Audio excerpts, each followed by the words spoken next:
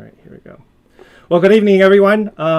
For those of you who don't know me, my name is Kevin. I'm one of the pastors here at Spark.Church in Palo Alto, California, and we're absolutely delighted and honored to host you all for this event here. We are incredibly grateful for all of you joining us, and I say that all of you because we really believe that the world needs more people like all of you who are pursuing good and just science and faith in the world. So thank you so much for being a part of tonight's event. And of course, we are incredibly thankful to these two people right here, our guest conversationalists for tonight. Let me just get my thanks in. Dr. Corbett, thank you so much for being here. Dr. Gibbs, I'm going to say thank you to you in just a little bit. We're so incredibly grateful for you accepting our invitation. Very humbled. Okay, in just a moment, what I'm going to do is I'm going to introduce Dr. Kenneth Gibbs. Then he's going to introduce Dr. Kizzmekia Corbett. And the two of them are going to have about a 45-minute conversation. And then after that, I'm going to jump back on in to moderate a Q&R, question and response time from Sli.do. We kindly ask, of course, that all of you watching that you would comment on YouTube in accordance with the decency and respect worthy of the humanity that has been bestowed upon us all. However, if you are wanting to ask questions, we ask that you do so through the Sli.do. You can ask and upvote questions there. So the event number is right below, as well as linked in the YouTube. Okay, and with all the emails that we sent out. Okay, we want to get right to it. So let me introduce our good friend, Dr. Kenneth Gibbs. Dr. Kenny Gibbs is a biomedical scientist who works in funding grants for basic research, research training, and workforce diversity in Bethesda, Maryland. He holds a BS in biochemistry and molecular biology, summa cum laude, and a PhD in immunology from Stanford University. But most of all, Kenny, we miss you terribly since you've left California, but are tremendously grateful for all the work that you're doing out there on the East Coast. Thank you so much for agreeing to do this event, and thank you for your friendship over these many years. Okay, I'm going to hand it off to you and let you guys have a conversation. I'll see you a little bit. Awesome. Thank you, Kevin. Miss you all too. Formative time in life and in faith in California. But it's always good to be able to hang out with y'all, at least digitally. So I am so happy. And as you know, I was like, many things I don't say yes to because I'm tired and it's the pandemic and I don't have full-time childcare. But when it's like, can I talk to Kizzy for an hour? I was like, I most certainly will do that. I was like, if she will do it, I will do it, even though it's past my bedtime. So I am thrilled and pleased and tickled and all those things to. She needs no introduction, but I will do it anyway. Dr. Kizzmekia, Kizzy Corbett. So Kizzy is currently a research fellow and the scientific lead for coronavirus vaccines and immunopathogenesis at the National Institutes of Health in the Vaccine Research Center. Kizzy and I go back. She received her BS in biological sciences with a secondary major in sociology at the University of Maryland, Baltimore County, where she was a Meyerhoff Scholar and an NIH undergrad research scholar. And then she went to do her PhD at UNC Chapel Hill, where she obtained her PhD in microbiology in 2014. And she is one of the inventors of the coronavirus vaccine from Moderna. And we are so grateful for her and her work and the Lord's call on her life, and that we are all able to just benefit from you and your years of work and all that stuff. So I'm giving your flowers now. And throughout this time, and I'm a Kizzy stan, I stand here, and Kizzy and I are friends, and she also was part of another program, Project C, which we all both did in North Carolina as a high schooler. So anyways, without further ado, we will get into some questions about Kizzy and about science and about race and racism and with the future, because there's exciting news developments that we saw videos on Twitter in the last few weeks. So Kizzy, it's good to see you again. The first question is really on your background. And so, many people know you, or at least know your avatar now over the last year. Seen you on CNN, People Magazine, New York Times, NAACP Image Awards, et cetera, et cetera, et cetera. But before all that, can you share a little bit about your background, where you grew up, how you got into science, and why you've continued on as a researcher? And then on top of all that, since we're at a church, what role has faith played and continue to play in your own story? Well, hi, Hey, Kenny. hey, I can't believe it's funny because you're like, oh, I would totally talk to Kizzy for an hour, but we also would talk for an hour anyway. So I know, no, I know, yeah. But I do it for the world too. Yes, I'm happy that we are allowing people to basically join our phone conversation, which is yeah, I hope this is. So I'm from North Carolina. As was said, I'm from Hillsborough, North Carolina, which is a rural part of North Carolina near the Raleigh, Durham area. And I was introduced to science actually in high school through the program Project Seed, which you spoke about, and which you also were in, I think. yeah, Sure, yeah. So having Project Seed really opened my eyes to what science was. I kind of decided when I was 16 that I was going to be a scientist, and I did everything that I could to make sure that that happened. And so I went off to get my degree in biology and then PhD and etc. And for me, it was really the reason why I stuck with science was really less about like this hmm moment where I am COVID vaccine, Queen, vaccine, Beyonce. I've heard all those names. Um, but slay. but more so about what it means to what science means to the world Mm, just generally. hmm Because of faith, for me, science is really explaining all of God's creations. Amen. Yeah. And I felt like that was so cool, even back in high school, to be able to say, I went to the lab today and I learned something about how this world turns that no one else knows. Right. And so I get to do that every day. And I think that's just really cool. And so that's kind of how this came about. Yeah. No, it's interesting because you often think about, like you say, it's not for the moment, right? Nobody's like, hey, when I'm 16, let's plan for there to be a pandemic that infects multiple continents, kills millions of people, and I'm going to be the one who's going to do that, Yeah. right? Right. But you have these years of preparation and work that goes into a moment like this, and as you say, you're able to use the tools God has given us to explore and really, I think, do some repair and creation, right? Because at least when I think about it, I think of broadly sin, and that's a big word that people get loaded, but I think of it as disunity in the world, right?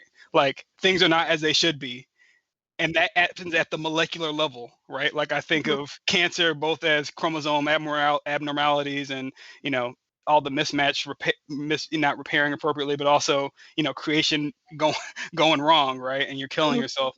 Your body's taking killing itself.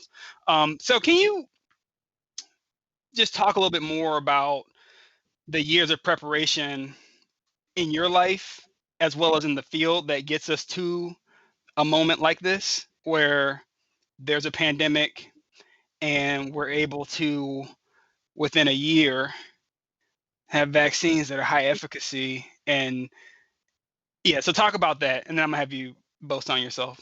But go for it. So I actually want to go back to like your previous Okay. comment first, and then I will Okay. talk about that. So one thing that you said that really stuck with me, and it was like actually one thing that um I won't say his name only because he's in Congress now, but he wasn't in Congress in the beginning of the hmm pandemic. But anyways, he's running for Congress. I'm sorry. So he said to me, you know, what is about to happen is that the virus is going to pick up on everything in hmm this world that we have done wrong with hmm God's creation. And that's hmm actually kind of the same thing that you said, in that what like society, all of the things that society has done, you know, population, cities living on top of each other, health disparities, all of these like really bad things that we have just kind of created ourselves are the things that the virus is picking up on. And so yeah, so science can kind of answer to that call. Um, the preparedness is how we call it. It's hmm actually an entire field hmm where that these kinds of things can happen because history has shown that they have. Right, we had the 1918 flu. hmm HIV actually was a pandemic, and it's no longer a pandemic now, but it was at one point deemed a pandemic. So viruses do this. Actually, that is their only job is to spread from human to human or Mhm. whatever organism to organism. Mhm. Mhm. And so you prepare by learning as much as you can about viruses that are very closely related to any virus that might pop up. And so that's what we did. We just basically learned a lot about the current virus's cousin. Mhm. Um, and the way that I feel like, so this is, I give a talk that's like science preparedness and then career preparedness. And career preparedness actually comes in this big thing where really all that is just mentorship and programs that have planted a seed in me and watered me and throughout the entire way since I was 16 years old. And Mhm. I think that that is the way that I got to this point. And as more and more as I talk to Dr. Graham, even who is my immediate boss, him too. Like his career was kind of watered and planted in the same kind of way as mine as well. And so that's how they kind of come together. Mhm. Yeah, well, as you're saying that, I'm thinking about a couple things. One, some of the work that I do now is I think about how many seeds are out there, like how many kizzies are out there, and how many things could we do, right? Like if we decided to actually cultivate all the potential talent out there in every field, just Mm-hmm. like literally imagine what we could do, right? Because you say you're from Hillsborough, this isn't necessarily the trajectory that somebody with your background that folks would imprint on you, right? Mm-hmm. But it was cultivated, it was watered. I'm thinking about the parable where the seed gets thrown and some of it gets some of it gets pecked up by the birds and it gets choked off, but some's in good soil and it bears this fruit, this harvest, right? And so you bear witness to how people, Christian or not, family or not, like can cultivate an environment that a person like you can develop. And then when we allow people to develop, oh my gosh, like look at what can happen. So you talk about your own. Can you talk a little bit about sort of the science behind how we get here? Because the question that people get, I'm sure you get, it's like, how they do this in just a year, Yep. right? Like, so what's the work that takes for us to get to here? Right. And this is the part where I would generally bring out my little stuffed viruses. Mm-hmm. I have little crochet viruses, but I'm packing because I'm moving and so I don't Mm-hmm. have anything. Mm-hmm. So I have to explain it in a different way. Nevertheless, so viruses have fingers on them. And those little fingers are what grabs at your cells in your human body. And that's how viruses get into your body and replicate and cause disease. Mm-hmm. And so if you can show your body those fingers without showing it any other part of the virus, and you can teach your immune system how to see the fingers, then you can stop those fingers from attaching to cells. And so that's what we did. We learned about viral fingers Mm-hmm. for the last 6 years, and actually, frankly, even predating me, the science was happening prior to me getting to the National Institutes of Health. Mm-hmm. And so, if you can learn how to prevent those fingers from attaching to cells, then you can make a really good vaccine. And so we studied that. And what happened in this moment is when on January 10th of last year, when the virus was deemed to be a coronavirus and the sequence of the virus came out, we saw the sequence of the fingers and we said, oh my God, that sequence looks so closely related to all of the fingers we'd studied before. We knew how to make a vaccine for those fingers. Let's try to do the same exact thing in this case. Mm-hmm. And that's exactly what we did. We basically took the fingers of the new virus, put it into um, Moderna's vaccine system that they have where they can make the message of that finger so that you can deliver the message for the finger to your body. And now you can teach your body how to learn that finger for the immune response, or make an immune response to that finger. And so that's what we did. We just basically dropped all of the knowledge that we curated over the last 6 years into this one moment over this one weekend. And that's how we did it so fast. But notably, if you really think about it, there's, up to 15 years worth of research that has gone into these vaccines in this moment. weekend goals, right? It's like, oh, what'd you do this weekend? It's like, I did a vaccine, that's what we do. I just, again, I was thinking about when I was preparing for this about the story of Queen Esther and how so many times, right, like their um, death and destruction was lurking there from a leader who probably wasn't doing leadership in a God honoring manner. Here but it said like, for such a time as this, right? And I'm just thinking about like, oh, for such a time as this, you, Black woman, Dr. Kizzmekia Corbett, have been appointed for such a time as this. So I don't know. Have you been able to reflect on any of this, or have you just been going so much that it's just like so crazy? Like, like, do you get a time to just sort of chill? I know when we talk outside of this, I'm like, hey, you should take a break, right? Like, but how do you processing that? I am processing things a little bit more now, Mhm. mostly because there is like literally only so much that your brain can take of, Mhm. of science and making decisions every day. So when you do start to sit down, you do start to say, oh, okay, like, for such a time as this. And so processing this moment and every other moment until this moment, I've been like, oh my gosh, like there's just so many, the ordering of steps. It's Mhm. almost like I can just see it replay. Um, my second major, me even deciding to work on coronaviruses was almost like, I look back and I'm like, that was such a weird idea, but it worked out. But yeah, I process it sometimes. I will say that that's one of the things that I regret when people ask me. I'm always very regretful that I didn't jot down more. Mm. Don't really have the memory of so many things because I was so focused on the goal. Mhm. Yeah. But we have more of a story. There's, Lord willing, many more years of the story to tell, and you can keep writing it down. Yeah. And ordering your steps. Yeah, I'm thinking about the song "Order My Steps in Your Will." Yeah. Wait, why did we get God? We should have had a choir or something. Oh, yeah. I won't persecute people with my singing. Um, so I had some questions, but as I told you ahead of time, we get some questions from our youngest members of the community, and so this is from Phoebe out in California, and her question was it fun developing the vaccine? Absolutely. That is one of the things that keeps me going is the fact that as I complain about my job privately to people, Mhm. probably to Kenny also, but I actually really love what I do. Mhm.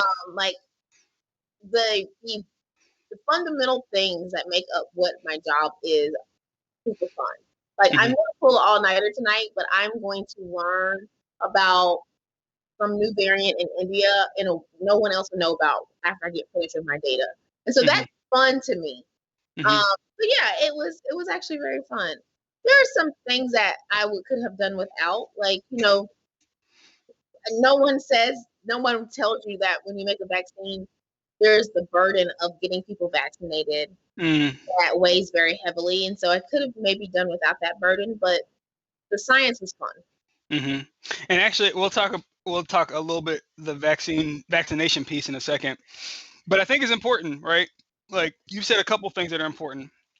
One, there are a lot of years of work that go into this, and people studying fingers on viruses, right? And so sometimes there's arguments around like, do we fund basic science, right? I work at a place that funds a lot of work on RNA because you got to understand just basic stuff, because if we can understand this universe and how it works, we can use that knowledge to enhance public good. But I think also that science is fun, Mm-hmm. right? We have such a bad rap. We're like, we're not out there in the media as we should be, and and and just in people's minds and imagination. So, can you talk a little bit more about the fun of science, like fun of discovery, just like the things that draw you and keep you? Well, the thing that I liked, I remember, I'm gonna go back to that one summer that I realized that I liked science or loved it actually. Um, for me, I was 16 years old. I I think I got to make like $3,000 or something in the summer, like Yes, buy school clothes or something. But yes. aside from that, my day, every single day, that summer was completely different. Mm-hmm. Like every time I went to the lab, I did something that was different than what I did before. Mm-hmm. And I learned something that was different than what I learned the previous day, even if what I learned wasn't, something that cured cancer or anything like that. But like even the smallest little bit of knowledge that I gained like every single day, that was fun for me. Mm-hmm. And also, even at 16, I was my own boss in a way that I got to say, this is the time that I go to lab to do this thing. And this is the time that I leave the lab. And I liked that kind of lifestyle. Mm-hmm. There are also other things about science that are super fun. Like I get to do this. So I get to talk to people a lot. And actually, the more that you move up in science, the more that you get to talk to people. Mm-hmm. I'm realizing that most of what will be my next step in my career is talking, which is cool. And then traveling. I think obviously not in the pandemic, but I've been as far as Sri Lanka because of science. I've been to China because of science, and I have already through to 2023, like 27 trips. Mm-hmm. So those are like the things that people don't say. Oh, this is what happens if you do science and you do science well. I guess you can say. Mm-hmm. But it's certainly possible. Those are the fun things. And it just, I'll go back to, but over this last year, particularly as you've elevated, are there any particular conversations that you've had either individually with people that aren't famous or with well-known folks that you think of as particularly memorable, fun, impactful? I feel like particularly, I was like, hey, look, Kizzy, I see you here. Like every time I scroll through my Twitter, I'm like, there you are. And so, like, I've seen you with Kareem. Yeah. Yeah. Probably one of the more fun conversations that I had was with a group of girls in Philly. Mm. It was the organization. Oh my gosh, I'm forgetting the name, but the organization was their entire purpose was to do exactly what I tried to do, how I tried to live my life, which is basically teach girls that you can just be who you are and still be successful in like whatever field. So that conversation was extremely fun. As far as I feel like I'm in a different position than many people at the stage in their career where I am, where I'm actually getting to have conversations with people who make a lot of decisions with lots of money, like presidents, like even leaderships of our institutes where we work at the National Institutes of Health, those kinds of conversations. And I'm learning a lot actually in that. And I'm also getting a lot of free advice from people who, I don't know, I would have never thought that I would have been able to get that type of advice from. That's fun. Good. All right, we're gonna do a little more science, and then we'll talk about some other things. So, vaccines. You explain the fingers, and we teach our body to recognize the fingers. These are just questions like when I say I'm gonna talk to Kizzy, or just as a scientist, people ask me these similar questions. I'm sure you get. How do we know it's safe? Because we've tested it in so many rounds for safety that when you get to the point that where we are now, where hundreds of millions of people have been vaccinated, you know that it's safe. And those rounds are called stages. So there are the preclinical stage, which is before you even get into a human being at all. And that's the stage where what I largely directed, where you test the vaccine in animals like mice or monkeys. And then when you get into humans, there are 3 different phases of trials. The first is what's called a phase 1, which just the entire purpose of a phase 1 is to say in about 50 people, is the vaccine safe? And then you go to a phase 2 and you ask, is the vaccine safe in about 500 people? And then you go to a phase 3, and that's when you can finally ask, does the vaccine work? And that's in like tens of thousands of people. In this case, 30,000 people. And at each stage, it's not that you can just wake up and say, I'm going to go to the next stage. It's that you have to wake up, you have to write really long FDA reports, and then you have to defend those FDA reports, and then the FDA tells you whether or not you can go to the next stage. And so this process has just embedded in it multiple different checkpoints where it determines whether something's safe or not. Mhm. And the safety is measured on so many different levels. So when we think about, what we see, every day, right? How fever and, pain in the injection site and all of those things.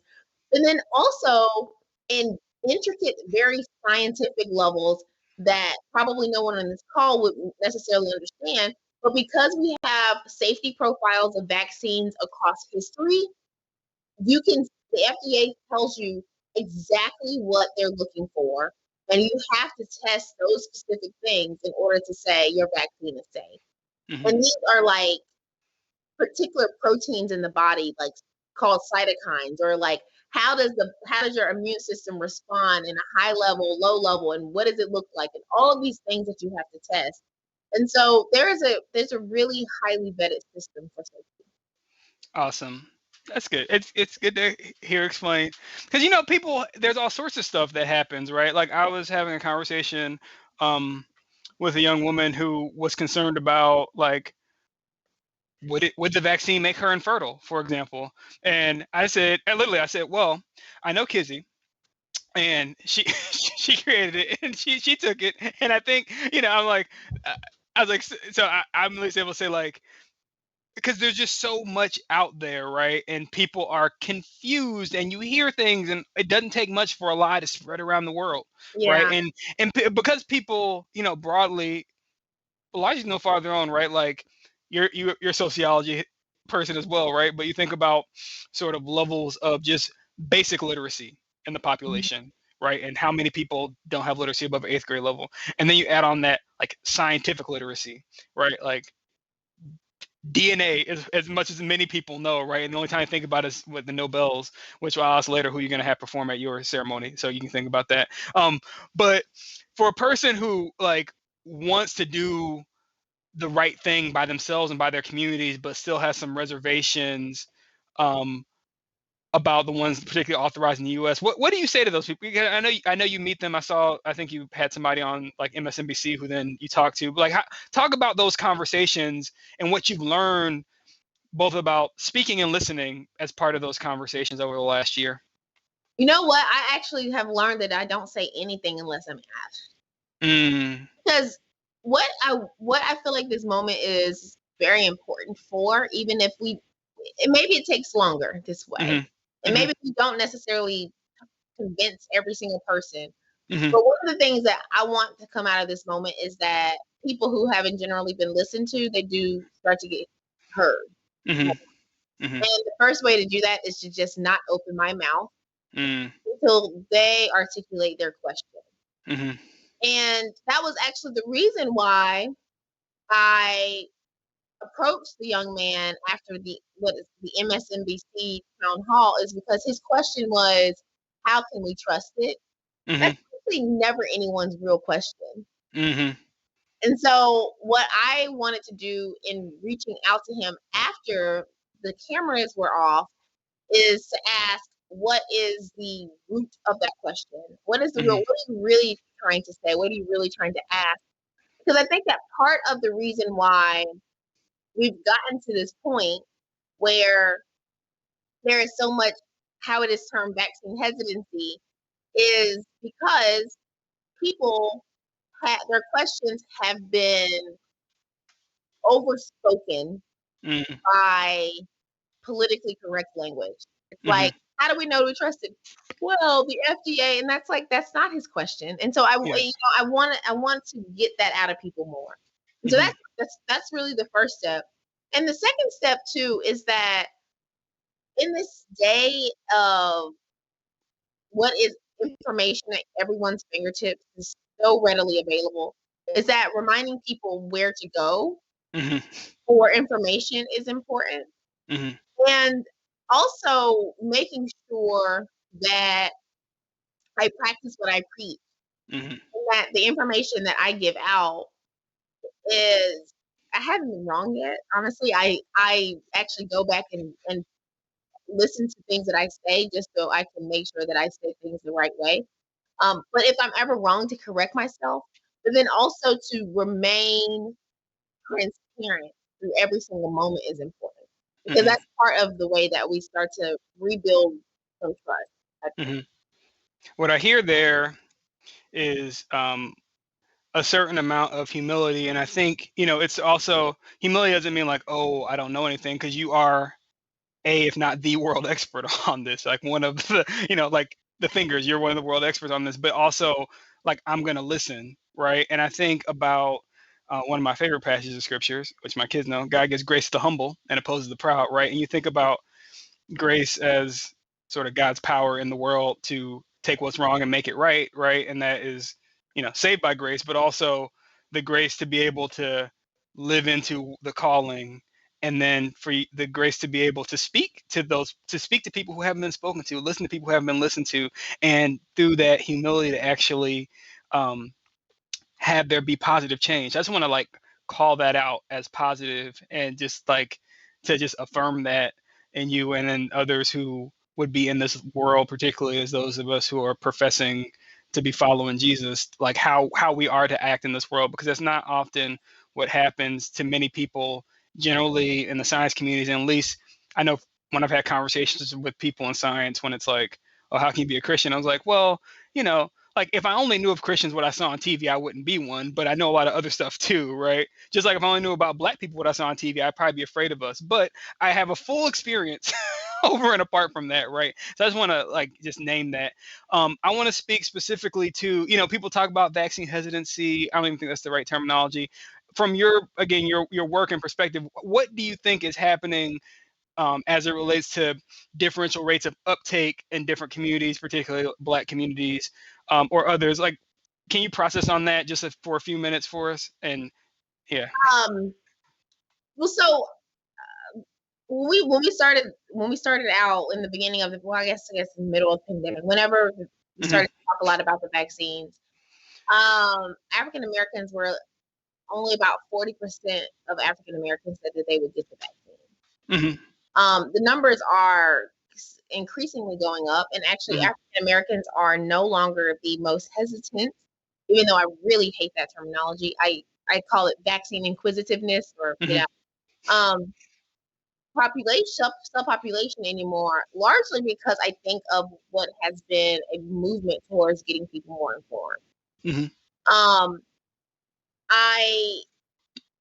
So I'm seeing those numbers change, but one of the things that is very striking is if you pay close enough attention to the numbers, and I actually don't, because they do put a burden on my shoulder that I have to not bear it anymore. But if you do pay close enough attention to the numbers, you can see how they change with the counter information. So the person who put out these infertility rumors and just absolutely absurd non-facts have convinced Black women to not be vaccinated, and actually Black men, for the only piece of health data ever, Black men are actually beating Black women at getting vaccinated, largely because of the infertility rumors. And so you just see how the role of social media and the internet has just taken over and so much, and also how the political divide has too, where currently Republican men are just basically not being vaccinated either. And we talk a lot about identity, and it becomes, for me, it's important because we live in a society where identity actually also means where you live. And when you are talking about a virus, that matters. Because if your neighborhood is vaccinated, but the neighborhood next door is not, then the neighborhood next door is going to be destroyed. in the next uptick of the virus, and your neighborhood is not. And then from a United States view, it'll look like nothing is happening. But in fact, you know, rural North Carolina, where we're from, or, Martin Luther King Boulevard, wherever, it's not going to be as looking the same way. Hmm. I think that that's just unfair. And so I try to make sure that the identities stay in the conversation around what is considered to be vaccine hesitant. Yeah. No, that's good. What I always say to particularly Black people who are hesitant, I'm like, you know what you would do to hurt Black people? Convince us not to get vaccinated. I was like, there's plenty of critique of American healthcare system delivery. I was like, plenty. Mhm. Vaccines ain't it, right? And it's like, lots of stuff. It's like, vaccines, diet, exercise, hand washing, like seatbelts. Like there's like lots of real basic stuff that prevents any amount of disease, right? And I'm like, just do it. But I also hear it's like, I hear that you're scared, right? And I respect that, right? I also think about the world is uncertain, right? So we are always making decisions in light of uncertainty. And so, but here's the thing that we can do, right? And it's scary, but we can go forth. And again, everybody know you. I know you, so I'm happy to be able to say like, I know the woman who helped make this, right? Like it's legit, right? And even apart from you, the system. Okay, other fact check, variants. I keep hearing lots of variants. You talked about a variant. How do we think about vaccines and variants, right? Because is it escaping? This weekend, I have 99 problems, but a variant ain't one. Hey, we're not worried about them over here. Yeah. And actually, my preprint just dropped. That's why I was reading about it, kind of to give people kind of a, little hint that something was coming out. But yeah, the variants they're scary, and I understand that because this virus is mutating, and it's they get regional codes like Indian variant or South African variant, and it just becomes very scary to the layperson. But when you sit at 95% efficacy, even if there is a slight dip in the amount of response to a particular variant, on a pandemic scale, 85% efficacy is just fine. On any scale, it's amazing. Because like when it happened, when the data came out, I tweeted you and I was like, I texted you rather, and I was like, you by grace and gracefully, you were able to make this happen, and like, yeah, praise God, right? Yeah. Yeah, and so we're not necessarily worried about the variants right now. We just need to get an entire world vaccinated. That is it. And you spoke a little bit about it, so I don't want to. Before we go to the next piece, you talked about the burden, right? You say you don't look at the numbers because the burden of vaccine development versus vaccination. So again, can you just riff on that for a second, and what that's been like, and how you've learned to sort of process where your role is, what your limits are, like how to just be well. Okay. I'm doing better. I think, but in the beginning, it was like I felt obligated to talk to people every single day. And when I took ownership over people's information, I actually was taking ownership over people's critical thought, which is not for me. That is for people's secondary, middle school teachers, right? But like I was just taking a lot of ownership over it, and I just realized that I couldn't do that. And like also I have a wellness consultant, which just sounds so bougie, but it is what it is. And she was like, you already did what your job was, right? And I just she's like, actually, you did more than what your job was already. And so everything that you're giving otherwise is kind of you, and that's nice of you, but that's not what you have to do. So I just realized that, and I said, well, then the CDC needs to figure it out, right? And okay. Yeah, I hear you. I think it's good, right? Like humility, limits. Like, here are my limits. Let me live into the limits. Let me live into the call, and not aim to live beyond that call, and like recognize what I'm living beyond, and just like stay in my lane, right? Trusting some plant, some water, God makes it grow. So you like, you did your planting and watering, and you're like, how do I entrust it? I literally thought about taking a leave of absence to go on like an information tour. Mm-hmm. Frankly speaking, I really needed to be in every single Black neighborhood in every major city in this country over the last year. Mm-hmm. I should have been on a tour bus. The government actually should have put me on that, but that's a side story. And it could have had Wi-Fi, and I still could have wrote my papers. But like I should have been doing that, I think, probably more early on. But then I was like, you know what? I also have to get data out. Mm-hmm. And so I had to like balance what are the two things that I felt like I needed to do. Yeah. And also I always go to Genesis 1. You laboring on the seventh day, the Lord rested. So I want to give you a word of rest and the benediction of rest, right? Because I always say, actually, when I was out in California, I was like, in grad school, you just get the whole work all the time culture. And I was like, if the Lord rested on the seventh day from creating the universe, how much more can I rest from these experiments I'm doing? Right? Like, it's okay. The world will keep going. Right? Like, and I think even last year, when everything was happening, because around my birthday last year, pandemic was bad. America was on fire because George Floyd had been murdered. But when I was running, you could like hear the birds and hear the wind. And I was like, and even like after the insurrection, like you hear the birds and the wind, and you're like, the world's gonna keep going. And let me just like play my part faithfully, and like let me try to. But it's hard, right? Particularly when you have a vision for more, right? And so I just want to both affirm and give in public the word I give in private. I was like, please rest, so that way you're here for the long term, right? Because listen, I'm doing better. I'm pulling an all-nighter tonight, but I'm gonna do better tomorrow. Hey. Okay.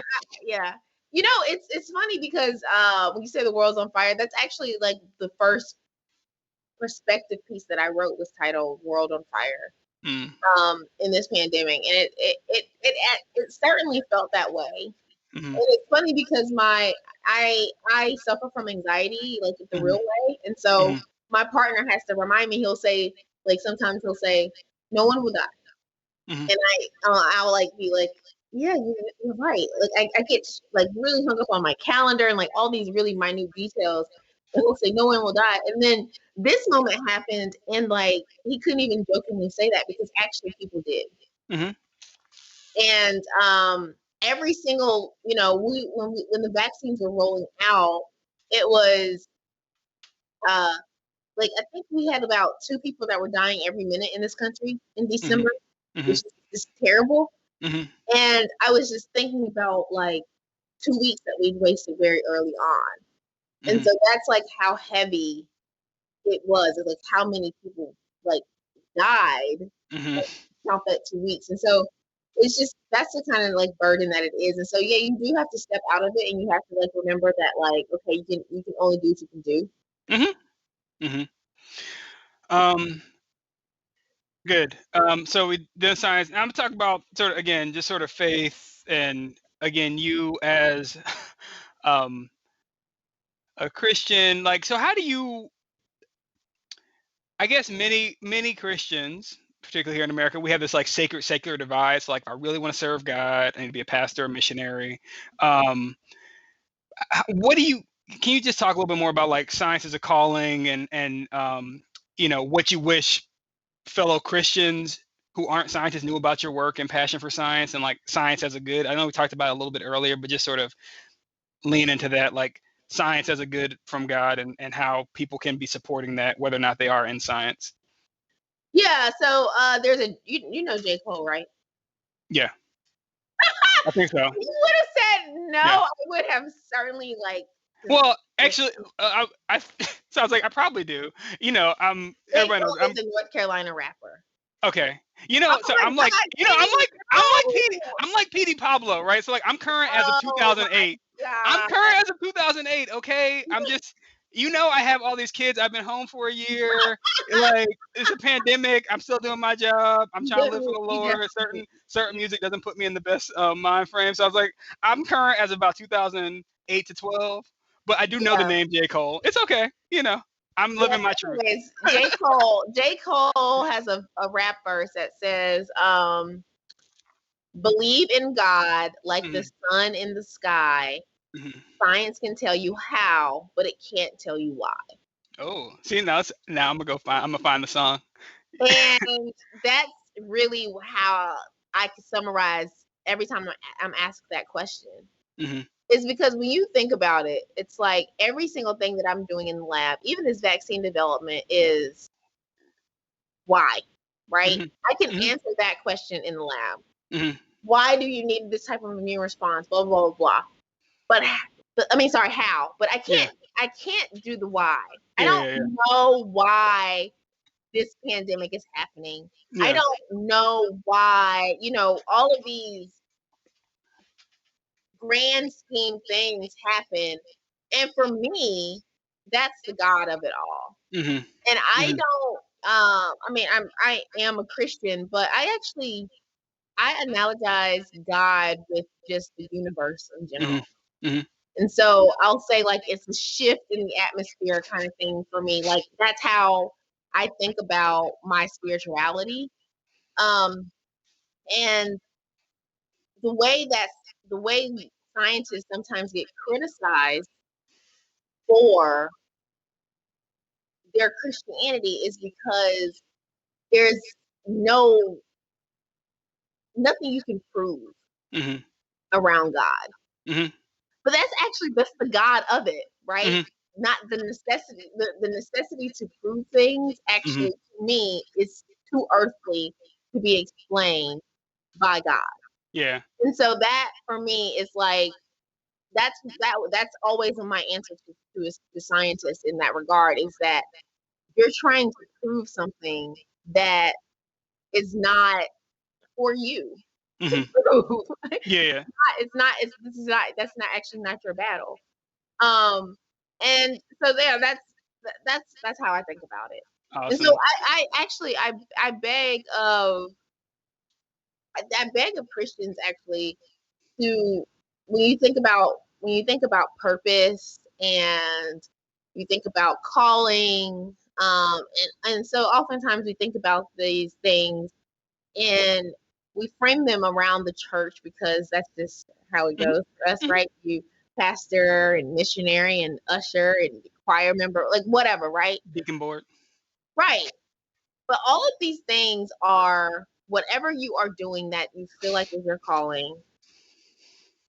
It is your way of giving God back hmm to and the word back to the world. hmm And to say that science can't do that or hmm scientists can't do that, I think might just be a little bit short-sighted. Because I personally feel like this moment for me has been I might as well have been in the pulpit. Like, frankly, right? Like hmm that's how I feel. I feel like what is this vaccine? Is me preaching the word, if that's the analogy that you could make. hmm And hmm so yeah. Amen. And it is good news. I texted you when I got my Moderna, and I was like, thank you. I was very emotional. I was like, thank you. No, Bless it's a you. moment. It's a moment. I mean, Yeah. Yeah. Um, a couple more questions. You talked about identity, and keeping that there. You talked about this organization that in Philly helping girls be who they are. You are a Black woman. So can you talk about, your experiences with racism, sexism, misogyny, like all the things that get thrown at you because of who you are and how you are in this space, and then sort of not just that, but then sort of how you've overcome and what Christian brothers and sisters should be doing to support your efforts in this, right?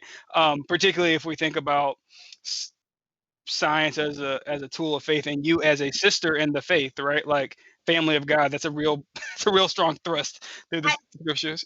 yeah, I mean, I don't even think this answer is particular to me. I just think Yeah. it's for me, it's just like I don't understand the Christian who isn't kind.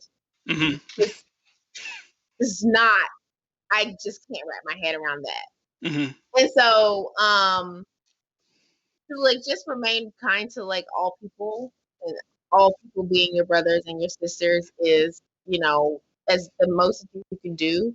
But my experience as a Black woman in science has been one that I'm going to be completely honest. I Mhm. did not recognize it Mhm. till this moment. Mm. I did not.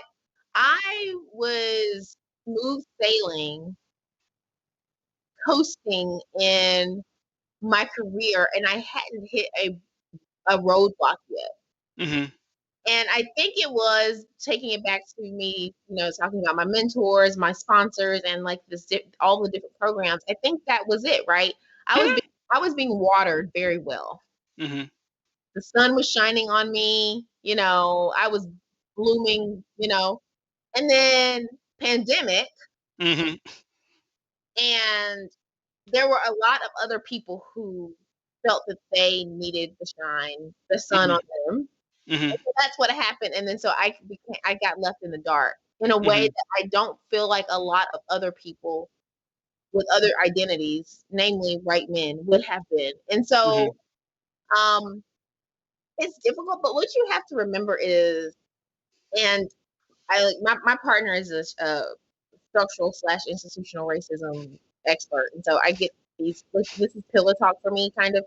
But what you have to realize is that it's not personal to you. It Mhm. is actually institutional. Like, this is not.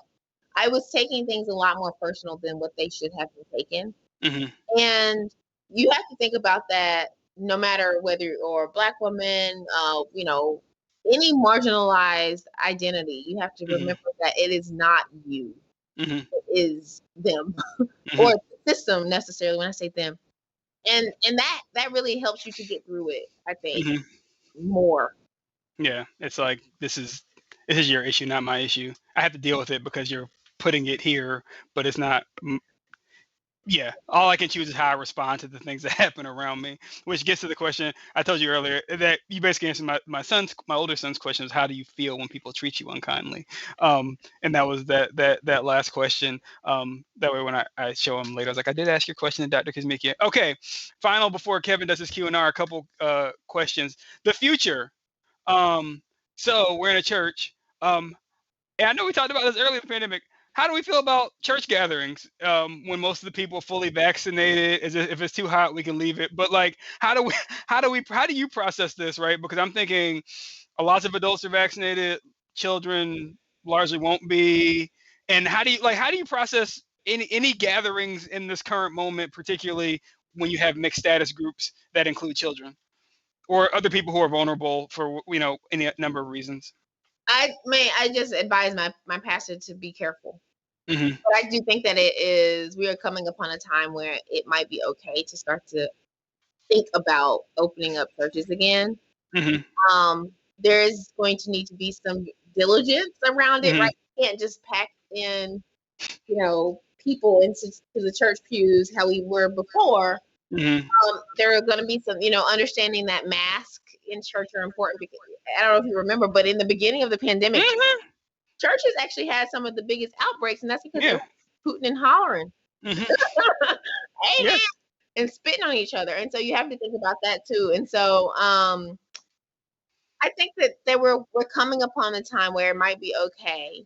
But I'm begging of pastors to pay very close attention to what their local vaccination uptake is, Hmm. and not just the national level. Because there are some places where it's just not going well. I would not open a church in Michigan, for example.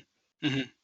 And I think also, I mean, the way I process also, you can tell me, but I think about sort of local vaccination, not just vaccination rates, but also local rates of community spread, right? Because if it drops so low, right, like everything's dropping, and if it keeps dropping to like really, really small, there's just less virus circulating. And if a lot of people are vaccinated, when it does circulate, it stops. And so those are things that in my mind, as I process this, like we've been doing outside church, and we'll see what happens as things go forward.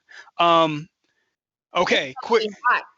No, it was hot, but I was like, I said Jesus came from heaven to earth, right? That's what we proclaim. I'm like, and I was like, and I always think Jesus lived in pre-germ theory, a pre-germ theory world. So I was like, that's deep love for me, because in the before times, I said up front, mainly, I was like, when I could be closer to Jesus too, I could get the communion first. I was like, I can't put my hand in the basket when everybody. I was like, people know. Mhm. I was like, I couldn't do it. And so I was like, that's just me. I'm just trying to live my truth. But yeah, okay. The future, your future. You've recently announced that you'll be joining the faculty at the Harvard School of Public Health. Yay! Yay. I was like, so I have to come up there to do our lunch, or whenever you come back to NIH, we can do our lunch.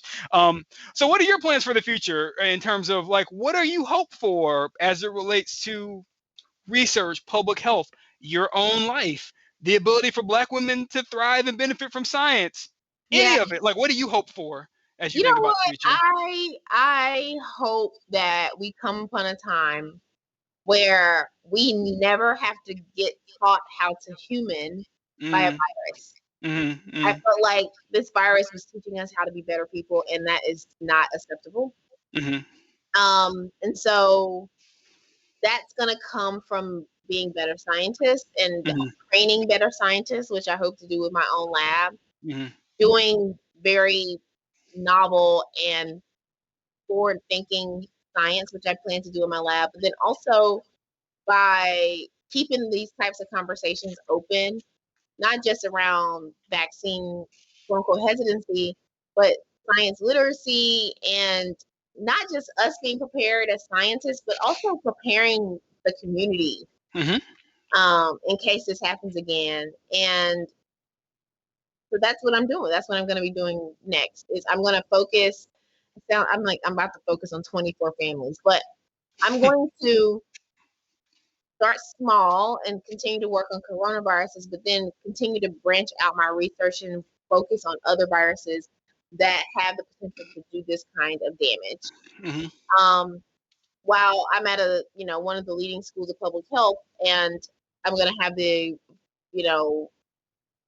privilege of working with different programs in the community as well. So that's what I'll be doing. Awesome. Final two questions. At the Nobels, who's performing? Jeezy. Jeezy, still Jeezy. All right, there you go. I know who he is because you're Twitter. And then finally, I know I said you this before, but my daughter, who is 4, asked if she had a question. Her question for you was, what did you have for dinner?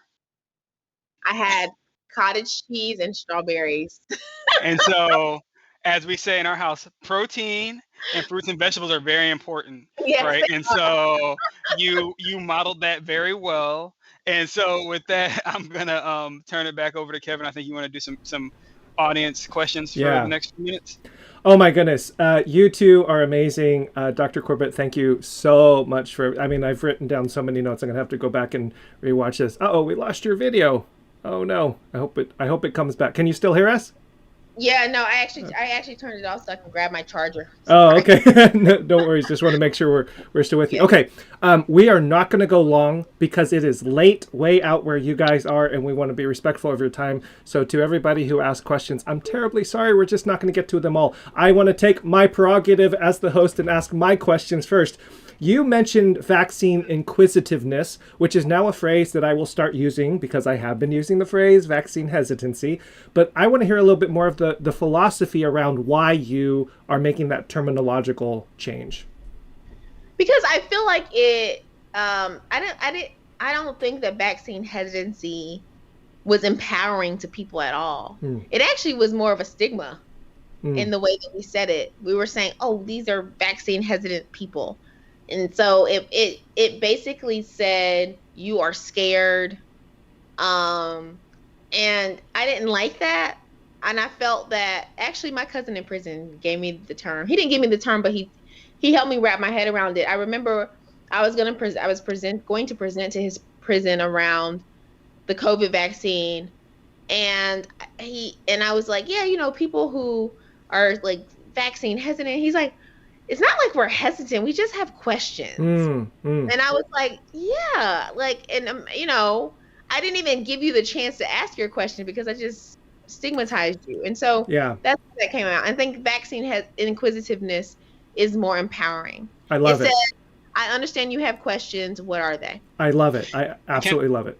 And can I just also, I want to affirm, right? Because you was I think sometimes people think when you hit a certain level or you have a certain level of education that you become decoupled from like broader sociological phenomena. So when you talk about like my cousin in prison, many Black people, including we got family that are doing time, right? And whether it's their own choices, the choices of the system, what choices were available to them. I just want to like just affirm that, because I think sometimes people like lose sight that like they can see you as Kizzy and think that you or me or any of us get decoupled from the communities from which we come. And it's like, no, like the war on drugs, I'm like, I'm like the first step that helped a lot of people in my family take a new step, right? And like that's just a legitimate thing, right? So I just want to affirm that like we real people that come from real places, and the real things that have happened to Black people in the world happen to Black scientists. And so when we try to decouple, it actually just ends up being a mess for a lot of us. Right. I have a friend who's in our church who is going into bioethics, and he's working on policy, and I'm thinking about him in all this because the intersection of so many different avenues. You have government, you have science, philosophy, faith. I mean, there's just an intersection of everything.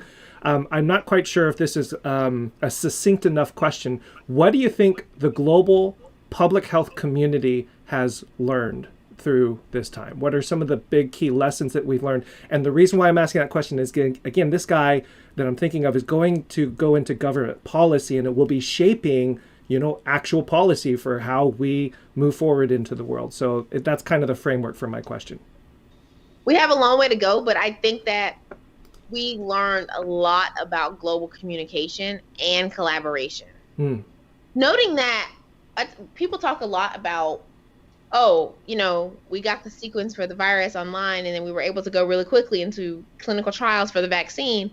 But like, Chinese government did not have to put the sequences online. Yeah.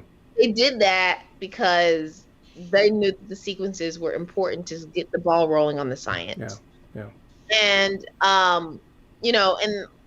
this kind of really intricate relationship that Moderna and the NIH has been almost unprecedented, but also necessary, I think. Mm-hmm.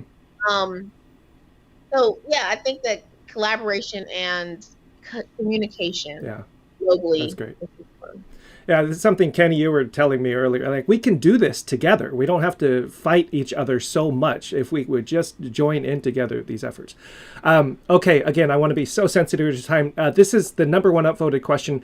There's been a lot of judgment on fully vaccinated folks choosing to unmask based on CDC guidance. Can you provide guidance to navigate this tension? My guidance informed the CDC's guidance, so my science did, at least. So, part of it, but like I think who's judging? I'm not judging people who are vaccinated and choose not to wear masks, because that is the reason why we are getting vaccinated, so we can start to move back to some level of normalcy. And the data are very clear. The continuing steady state of the pandemic is being driven by unvaccinated people. Yeah. You kind of answered this one. Do you have an idea? Oh, sorry. Oh, this one just got upvoted. It just switched. There's been a lot of questions about children, obviously our most sensitive question, the thing that's on my mind too with my daughter. Do you have an idea as to when children 2 and up, 6 and up will be able to be vaccinated? And I think there was another question that was similar to it regarding clinical trials for children. So the clinical trials are all the way down to infants at this point. But I am not at liberty to talk about when I think things will happen, because people are now taking my words as Bible. And so I don't talk about when I think things will happen. And I say very generically, unfortunately, and I'm sorry that this is media talk, but approving vaccines and authorizing vaccines in any age group is up to the FDA, and I don't work for the FDA. But you can expect that things will continue to roll out as quickly as possible, because we're in a dire situation. Well, and the process is similar, or exactly the same. And the process is similar, right? So if you are keeping a calendar about like how I am with things as they're happening, right? So phase 3 clinical trials for adults started in like July. Then if something was authorized in December, and so count things in that way. I think that the children started below 12 started in like maybe December or January. Mm-hmm. So as you think about things in that way. Okay, I think we're only going to be able to do 2 more questions again to be sensitive of time. This was the question I think you previously addressed, but wondering if you have some additional nuances. How do you balance between advocacy and being non-judgmental with loved ones that hold a different view than yours on science and faith? I think maybe I've been very careful about who I consider my loved ones, because all my loved ones love God and Jesus and science. So, but no, I just I don't feel like I'm not God. I don't judge anybody. So that's just how I think I go about my life. Like, we are allowed to have different views. I don't tolerate people's views that I don't generally tolerate differences in views and opinion when those opinions oppress other people. But other than that, we can have different views. So if we have a different view on the vaccine, that's okay. Yeah. Okay, last question. Can you speak to how the church, your sisters and brothers, can best support diversity in the sciences and support scientists like yourself? And this is to both of you, and we'll close with this question. Ooh, can you start that one? I don't know. He has research to back that up. Yeah, I'd say pray, right? So I had this conversation with another Christian brother at work, and we had a slightly different point of view. But what was it? Oswald Chambers, prayer doesn't prepare us for greater work. Prayer is a greater work, right? And so it feels kind of passive, but like praying is actually a real thing, right? And I know that people prayed my way through my bachelor's, my PhD, and even now. And I think about this in the sense of like, it's not flesh and blood. There's some different stuff going on that needs to get torn down and rebuilt. Because you just think about the level of vitriol that goes to just basic stuff like teaching American history, or allowing and listening to, submitting to the sort of secular and scientific authority of a person like Dr. Corbett as Kizzmekia, right? And that people can't do that. Like it's very deep, right? Like, and so I think in the church we need to pray, and then after we pray, we need to act and organize and actually support people from all backgrounds, right? Like, people hear diversity as like I'm taking somebody's spot or whatever the case is, but it's not that. It is, how do we get all the Kizzies? What could we do? Literally imagine, what could we do if we got all the Kizzies and everybody else out there doing their potential? So that's, I say, pray. You can donate to local organizations and, organize for effective social change. Yeah. And, I think that I think that one thing that I've learned in this moment and all other moments actually is that it is so systemic. The problems are so systemic that organizationally we have to do things. So we have to make change. If I make a statement about George Floyd, it's not that big of a deal. But then if there's marches in every single big city in the country, then people start to hear it, right? And so we have to rally behind diversity and inclusion issues in the same way. I don't know what that looks like, but I do think that is how we're going to have to start to move some things forward. Yeah, that's awesome. Well, on behalf of the entire world, I want to say thank you so much for your work. This has been an incredible honor to be able to host this conversation, to both of you for enlightening us and for modeling what it looks like to be human in this moment. So I just want to express my deepest thanks. I know our community is so grateful for being able to host you guys. Thank you so much. Thank you. It was just incredible. And to everybody online for posting all your questions and comments, we thank you as well. we're going to let you go. Have a good night, everybody. It's way late out there on the East Coast. So as Kenny exhorted us, we should now get some rest. Thank you. Good night, Thank everyone. you.